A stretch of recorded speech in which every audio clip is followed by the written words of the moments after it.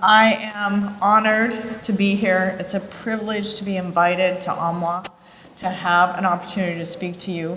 I have spoken internationally quite a bit on women empowerment. This is close to my heart. And so I actually am going to speak to the girls first. So how many girls are with us today? Can we raise your hands? How many girls? Okay, there they are. Okay, I have a question for the girls. I want to know, what do you want to be when you grow up?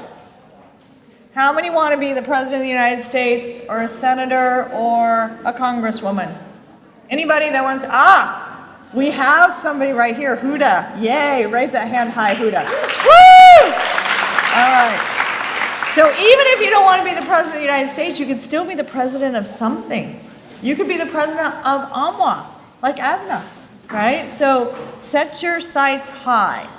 What about, do we have any lawyers, doctors, nurses, or teachers in the room? Okay, excellence. So who wants to actually stay at home and raise their children or be a policewoman? Anybody want to do that? Okay? Because really, you guys, if you stay at home, you are a policewoman. Right? Because think about it. What does a mother do? She has to make sure you follow the rules and she has to keep you safe. What does a policewoman do? She has to make sure you follow the rules and keep you safe. So if you're a mother, you're in training for a policewoman. Okay. What about a firefighter, a scientist, or an engineer? Anybody? STEM girls. STEM girls. How about fashion design, an artist, or a musician? Oh, you know, I like you girls because you want to be a lot of things. Yeah. How about anybody want to own their own business? Yeah, okay. Advertising or marketing? How about a counselor, a mathematician, or like me, somebody in technology? Okay. These girls over here are dynamite because they want to be a lot of things. And I'll tell you what, when I was their age, I thought I wanted to be an artist. And then when I got into high school, I thought, well, maybe I'll take that art and I'll go into marketing and advertising. And I end up having a career in information technology. So you never actually know what you're going to be when you grow up. But I'll tell you what, my art skills actually helped me in my IT world. So you never know. So now I have a question for the mothers. So the mothers, now that you are all grown up, have you developed your full potential? Have you grown into that person you actually ultimately can become? Have you developed your self-confidence? Have you built your capabilities? And do you really know your value? Right? So these are attributes that we're going to talk about today. And these are attributes that these girls need to pay attention to too. Because how do we grow into our full potential? We are who we are, but we have to develop ourselves to be the ultimate person that we can become. So we're going to talk about confidence to start with. Confidence is situational. You can be in one situation where you're very confident, but you can be in another situation where you're not. So if you're with your friends and your families, you're comfortable. But now let's say you move into a place where you don't know the people, or they tend to be people who are actually a higher status in life than you are, or they might be difficult people and challenging people. So that situational confidence you have to understand and deal with, and you have to be able to grow yourself into a place of confidence that no matter who you're interacting with, no matter what level of that individual, you're confident in your own self, in your own sense. The other thing that's really scary for people is public speaking. I will tell you, 20 years ago, I could not have done the public speaking that I do today. My knees would have gone weak, I would have lost my breath, my heart would be pounding out of my chest, and I couldn't have done it. But I have grown into this place where I'm now very comfortable speaking in public and speaking about things that matter for women. Right? So we're going to talk about how do you grow your confidence. When I look back at my life, I was not a confident person. Some people are born confident. I was not one of those people born confident. I might have looked confident on the outside, but on the inside, I was actually quite intimidated and quite struggling with my own confidence. So when I thought about how did I actually progress from a place where I was timid, intimidated, into a place where I am strong, capable, and confident. And the word that came to me to do this was courage, right? I had to find my courage because I would be afraid. I would feel that fear, but I actually had to go into that with courage and face that fear and do it anyways. I also needed to have faith in my own abilities. I had to have faith in myself, right? So I'm afraid, but I still think, okay, I can do this, I can figure it out. I also needed people who believed in me. I needed those people that encouraged me, that gave me that push, you can do it, right? That supported me through that process. Sometimes it was just a few words of yes, you can, versus no, you can't, that allowed me to take that next step. So then I'd be in that situation, right? So I'm in that situation where I'm in a new environment, and I've lost that confidence, but I've got that courage, I've got that faith in myself, and then actually somebody believes in me. And then once I'm in that situation, and I spend time in that situation, guess what, you guys? I'm comfortable in it, right? I'm comfortable in it. I've grown into the place where now I have my confidence for that situation. But then what happens in your life? You move to a different situation. You take on bigger responsibility. You get given bigger demands, and all of a sudden you have that fear again. And you're like, can I do this? Am I ready for this next step? And you have to go through that cycle again. You have to find that courage. And then what happens? You got to take that next step in life. It's even a bigger challenge, a bigger job. You're dealing with more senior level leaders. You're taking on bigger responsibility, and you're afraid again. But I will tell you, the more you go through that cycle, the easier it gets. The more you push yourself out there to challenge yourself, it gets easier and easier and easier. And pretty soon you don't have to find that courage because you've got confidence, right? The next challenge actually sounds fun. It's an opportunity. You can do this because you've built that experience set to build that confidence. Now, what destroys confidence is our own fear. We will limit ourselves more than anybody else will limit us.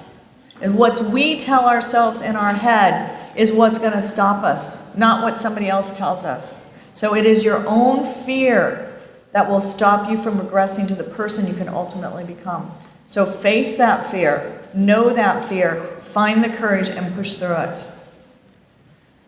The other thing you have to deal with is those people that criticize and doubt you.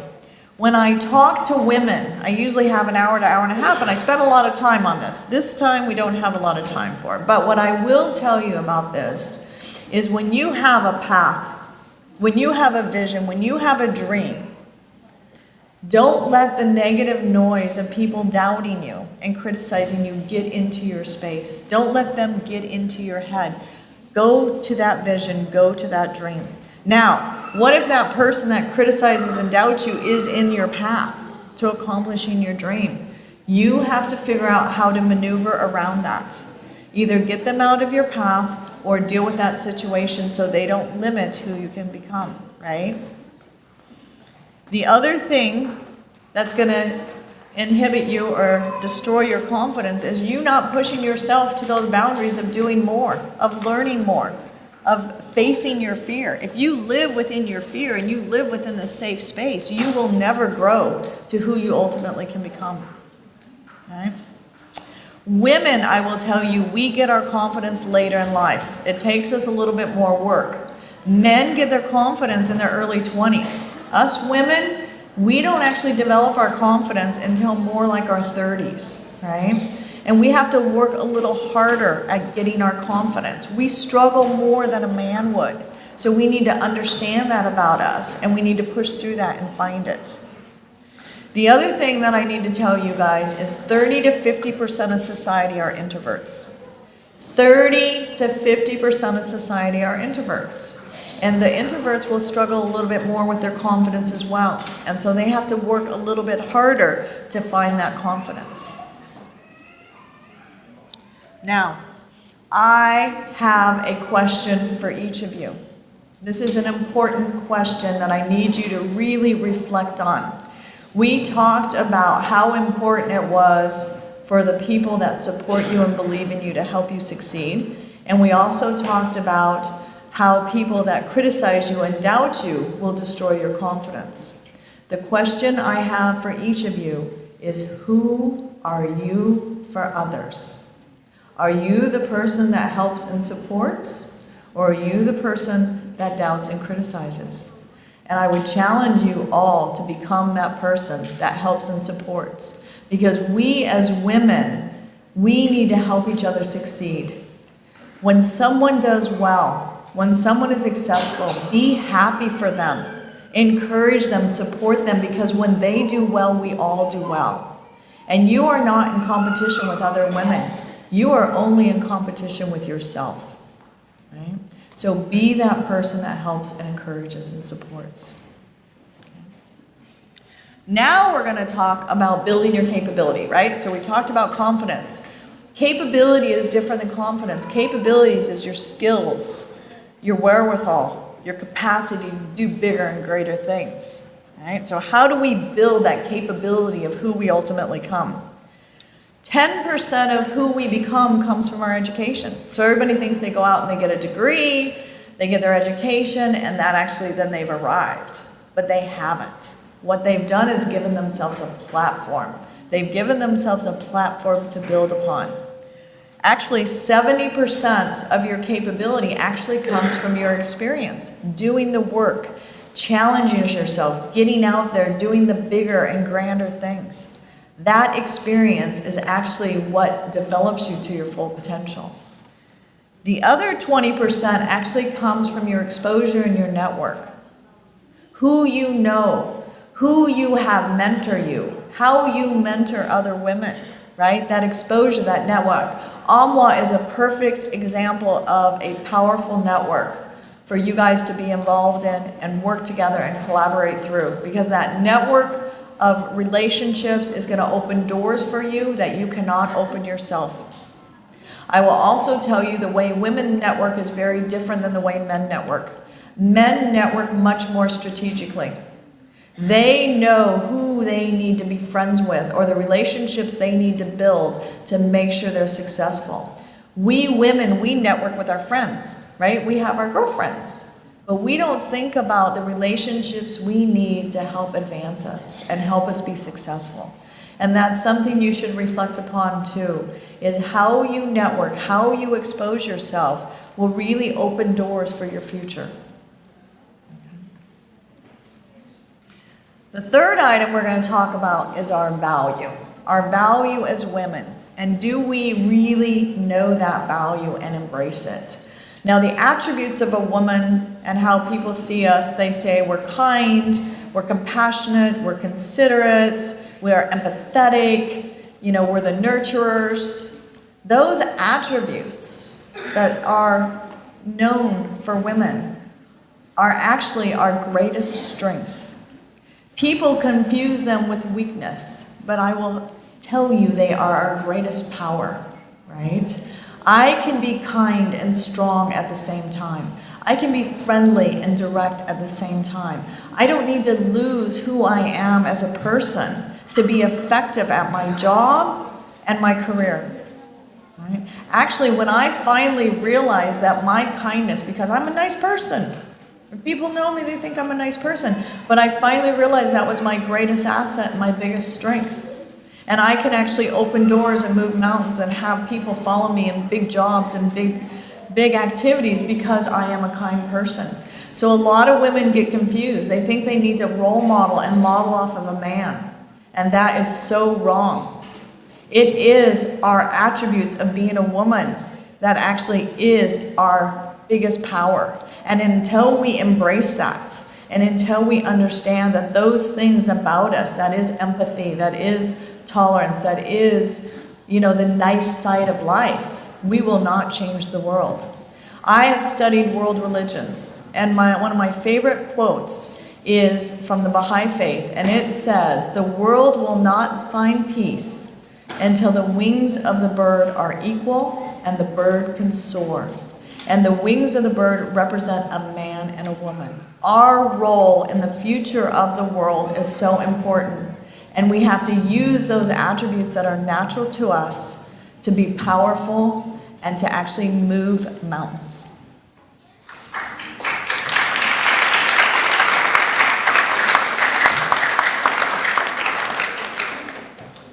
This is my last slide, and this is a little data. And I think this data is very interesting and worth sharing with you because it is empowering data. There was a study that was done by Harvard Business School. They looked at 50,000 adults that were raised over 24 developing countries that were raised by working mothers or mothers that are actively involved in society. And they wanted to understand the effects of those mothers on their children. And what they found is the daughters of these working mothers, or these mothers that are empowering, actually were more educated. They actually held more senior level leader positions within their companies. And in the United States, they could actually do a study on the income levels of these daughters, and they made 23% more money than daughters that were raised by mothers that actually did not step up and contribute in society. So the impact of a working mother or a mother who's really out there empowering their daughters is substantial.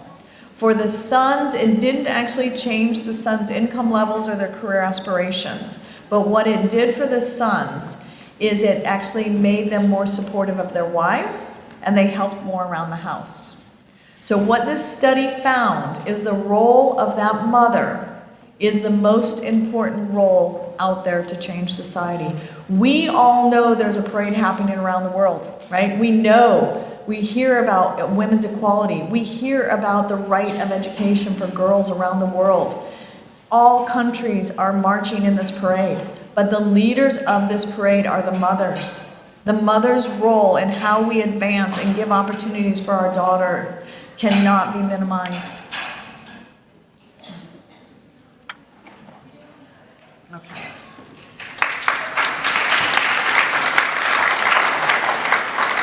So actually, before I close, I'm going to move in a minute, but I would like to ask each of you to embrace the theme of International Women's Day. And that theme is Be Bold for Change. And we are in this together. It is not one of us that makes a difference. It's all of us together. It's not one big step. It's a lot of little steps walking in the same direction. Okay. So, I have a special treat for you, a really special treat for you. And we have two young ladies who are part of the RISE program. And the RISE program is an initiative with AMWA in partnership with ASU students where they tutor refugee girls.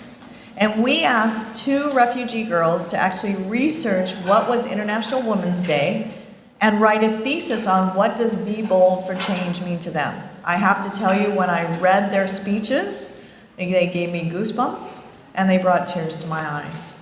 Now, these girls are doing something today that most of us would not want to do, and that's getting up and speaking to a group of 100 women, right? And so this is the first time they've actually been put in a position to speak. So I would like you to really pay attention to the words that they have to say. Listen very closely because their words are powerful, and you're going to be quite impressed. So I'm first going to introduce Samah.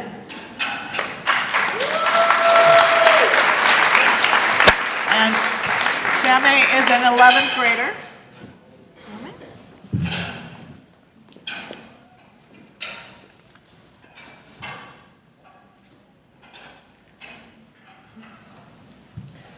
What being bold for change means to me is empowering women to work hard and get the education they deserve.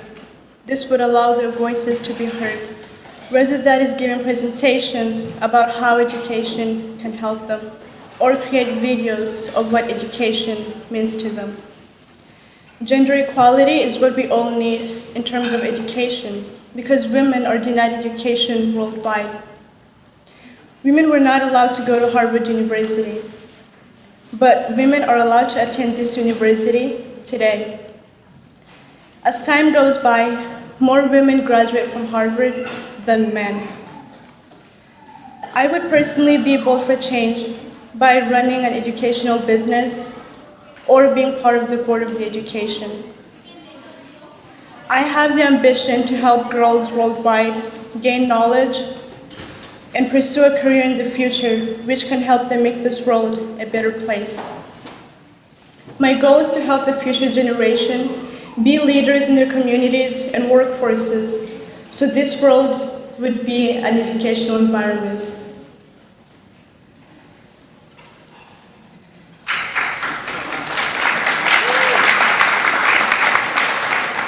I want to lead the pack and be an activist who will be taking a stand on education, just like Lucy Stone, who was an activist, an abolitionist, and part of the women's rights movement.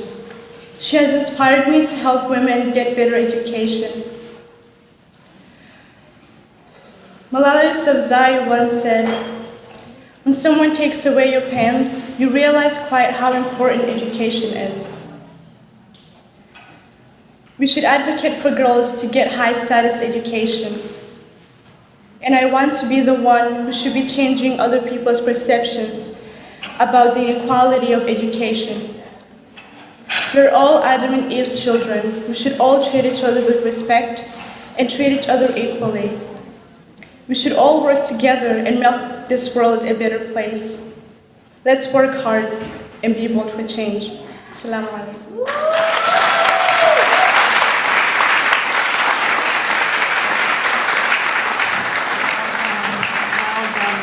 Did she do awesome or what? Woo-hoo! You did great. Okay, thank you. Okay, now I have the honor to introduce her sister, Huda.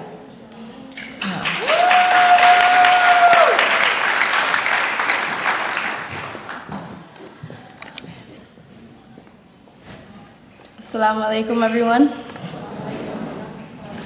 Okay. Women around the world have always been looked down on. They have been discouraged and treated unfairly for centuries. Why is it that they had to be the ones to stay home once they had children? How come even when the 14th Amendment clearly stated that all citizens had equal rights, women even today are being treated unfairly? Men who work at the same position as women still get paid more. Gender inequality is a serious problem in society. Aren't women human too? So why do we have to work 2 times as hard to achieve our goals and dreams? Thankfully, organizations today are trying to end gender inequality. Susan B. Anthony's history brought me to my decision to change the way the next generation see women by being bold for change. The next generation will hopefully learn to accept one another and stand together equally. This way, the world will be a better place. Just like when Susan B. Anthony took a stand and became a women's rights activist, other women then followed her and started to stand up for what they thought was right. I will try and accomplish this by becoming a leader in the community. Whether I go into politics, become a business owner, or start organizations that will not only empower women, but will also empower the youth. Just like AMWA, an organization that has been empowering me for the past 3 years.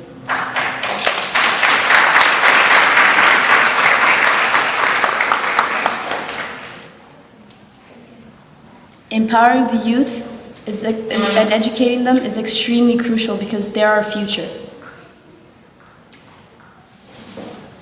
Susan B. Anthony, other women were inspired by her.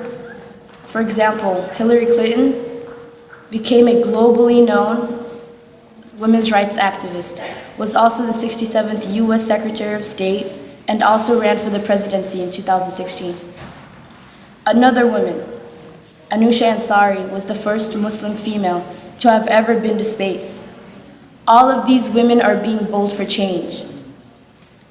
Without women standing up for what they believe in, how would we have the right to vote today?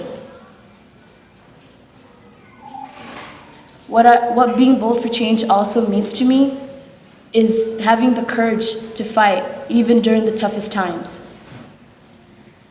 If we continue to stand together and work equally, then other women will start to pursue their dreams, causing a ripple effect to spread, and therefore there will be more women pursuing their dreams. This will then allow men to see women differently, causing gender parity to exist worldwide. So let's stand together and be bold for change. Jazakallah.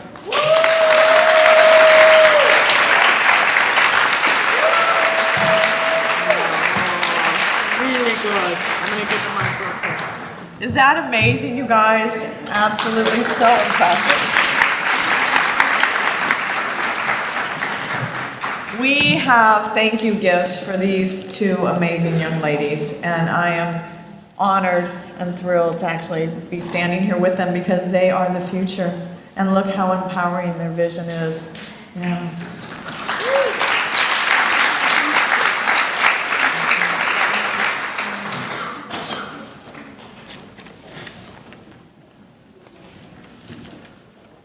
You did awesome. Awesome. One more. Give them.